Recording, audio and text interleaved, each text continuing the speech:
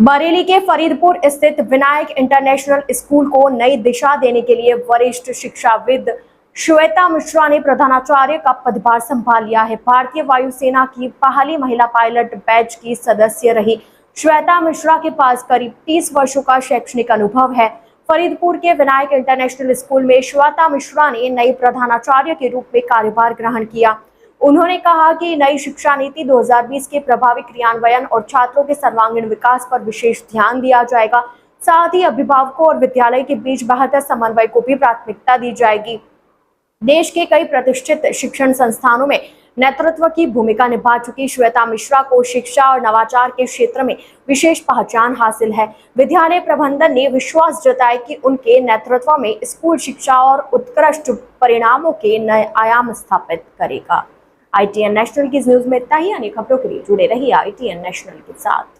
का मौका मिला मगर मैं एक्साइटेड हो गया हूँ, थोड़ा सा भाई बोल आपने एक बहुत अच्छी बात कही। तब तक वो बहुत पहले की बात है, मगर बहुत टाइम हो गया उस बात को। तब यहाँ सेंट मेरीज और सेंट मेरीज को खुले हुए कितने साल हो गए? 10 साल तो हो गए, ठीक है। और हम तो ये मान के चले हमने पिछले साल से स्टार्ट किया उसको। हम ये मान के चले हम तो पिछले साल से स्टार्ट किया। अभी हमारा दूसरा साल है और 3 साल के अंदर हम लोग यहाँ बरेली के अंदर तहलका, फरीदपुर की बात नहीं करूँ, बरेली में तहलका मचाएंगे विथ हर गाइडेंस। अच्छा, मैम का जो एक्सपीरियंस है आपने समझ लिया दिल्ली के टॉप स्कूल्स का है। Ramnagariya is a top school. अब आप ये सोच रहे हैं, आप हम फरीदपुर और बरेली को कंपेयर ही नहीं कर रहे कि आपका जो दिल्ली के टॉप स्कूल है वहाँ से एक्सपीरियंस लेके आ रही है 15 साल का, और अब आप फरीदपुर में आप अपना पूरा योगदान रहेगा, यहाँ की सेवा होगी और आपकी पूरी प्रजा की सेवा होगी। भाई प्रजा मैं इसलिए कह रहा हूँ क्योंकि एक स्कूल से जो आवाम है वो पूरी सीखेगी, और वो सीख के जो आगे वाली आपका जो फ्यूचर फरीदपुर होगा वो देखेंगे हम कहाँ जाएगा। भाई कोई एयरफोर्स में बनेगा, कोई डॉक्टर बनेगा, कोई इंजीनियर बनेगा, कहाँ कहाँ लोग जाएंगे और इस इंस्टीट्यूशन से कितने बच्चे आगे निकलेंगे वो हम बताएगा। दूसरा एक जवाब मैं ज़रूर और देना चाहूँगा। मैंने या मेरी बेटर हाफ जो है, हम लोगों ने ये स्कूल, हम लोग तो डॉक्टर लोग हैं, आप जानते हैं हम लोग डॉक्टरी में हमें पास टाइम नहीं मिलता। आप दोनों लोग बखूबी जानते हैं कि हमारे पास डॉक्टरी में हमारे पास टाइम नहीं है। मैं महीने में 1 चक्कर लगा रहा था, अभी पिछले 1 साल से मेरा ये होता था, मैं महीने में 1 चक्कर लगाता था यहाँ, मैं उससे पहले आ नहीं पा रहा था। अभी जब से मैम ने ज्वाइन किया है, चौथा दिन है और मैं डेली आ रहा हूँ। खैर ये तो मैं नहीं पॉसिबल है कि मेरा खुद बहुत वहाँ बिजी रहता हूँ, मेरा स्केड्यूल बहुत बिजी है। मगर हम लोग क्यों इस एजुकेशन फील्ड में आए? क्योंकि हमारा एक सेवा भाव है। हम कारोबार तो कर ही रहे हैं, हम वहाँ पर भी सेवा कर रहे हैं, मगर हम इस तरीके से एक बहुत बड़ी जनता की और सेवा करते हैं। तो जो बच्चा यहाँ से पढ़ के निकलेगा वो कितने लोगों की सेवा करेगा।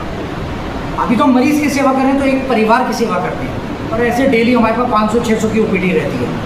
मतलब आप देखते हैं, मतलब हमारी OPD भी बरेली की नामवर OPD है, कोई इतनी OPD नहीं होती। अब यहाँ से हम कितने बच्चों को, कितने परिवारों को, कितने वो बच्चे जब आगे बढ़ेंगे वो कितने परिवारों की सेवा करेंगे, तो इससे हम कितनी संतानों, मतलब कितने जनरेशन की सेवा करेंगे, इस उम्मीद से हम लोग यहाँ पर आए हैं। और मैं अपने आप में इंडिया के टॉप स्कूल्स में पढ़ा हूँ। मैं आपने कहा कि नैनीताल का नाम सुना हो, नैनीताल में बोर्डिंग स्कूल्स होते थे, तो मैं शेरवुड से पढ़ा हूँ। और मेरा ये इरादा था कि बरेली में कोई स्कूल मुझे उसके आसपास नहीं लग रहा था। मेरी खुद की पढ़ाई बिशप में क्लास 3 तक हुई, मैं उसके बाद चला गया। मेरे कज़न्स और ये लोग वो उनको होम सिक कहते हैं, वो घर की याद ज़्यादा आती थी, वो लोग वहाँ नहीं पढ़ पाए, 1 साल के लिए गए, कुछ लौट के आए, कुछ हमारे साथ ही रहे। तो मैं उनको देखता था और मैं अपने आप को देखता था, और मैं अपने कज़न्स को देखता था जो मेरे साथ थे। तो हम में और उनमें बहुत फ़र्क हमें महसूस होता था। क्यों? क्योंकि यहाँ बच्चों को सिर्फ पढ़ाई पे फोकस होता था, ऑलराउंड डेवलपमेंट पे फोकस ही नहीं है। यहाँ किसी स्कूल में ऑनलाइन डेवलपमेंट पे फोकस नहीं है, और हमारे स्कूल में पढ़ाई तो फोकस थी। मैं भी वहाँ का टॉपर था। मैं अपने वक्त में ICSE बोर्ड में 83% लाया था। मेरी बेटी आज CBSE बोर्ड में 95% लाई है, और उसने साइंस टॉप किया है। आपने देखा होगा न्यूज़ में, काफ़ी दिन तक न्यूज़ में रहा क्योंकि सारे वो अवार्ड दिए। और चिक्कर की एक बेटी है जिसने 99.6% से टॉप किया, मगर साइंस फील्ड नहीं थी, उनकी ह्यूमैनिटीज़ थी। तो ह्यूमैनिटीज़ में थोड़ा बच्चे और आसान हो जाता है आगे स्कोर करना। जो IAS और इसकी तैयारी करते हैं IPS की, तो उनके लिए आसानी होती है ह्यूमैनिटीज़ में। तो मैं उस बच्ची को भी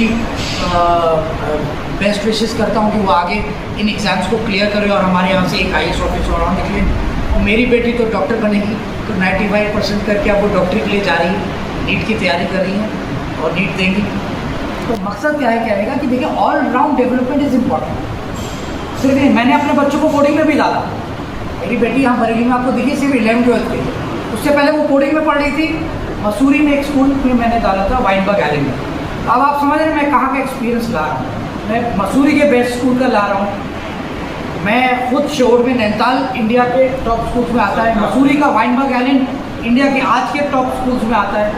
मैम इंडिया के ही टॉप स्कूल्स हैं, दिल्ली आपका माना जाता है नेशनल कैपिटल है, तो वहाँ के एक्सपीरियंस लेके आती है। तो हम वो एक्सपीरियंस लेके आके यहाँ की जो आप लोग हैं किस तरह से बच्चों को सर्व करेंगे, और हम उम्मीद करते हैं इससे आपको जो दिशा आप देखना चाहते थे यहाँ पर, जो बहुत पहले से आप देखना चाहते थे और जिस वजह से बहुत यहाँ से क्या कहते हैं ब्रेन ड्रेन हुआ। ब्रेन ड्रेन एक अल्फाज है, वो ये कहते हैं कि यहाँ का जो जहन था वो दूसरी जगह गया।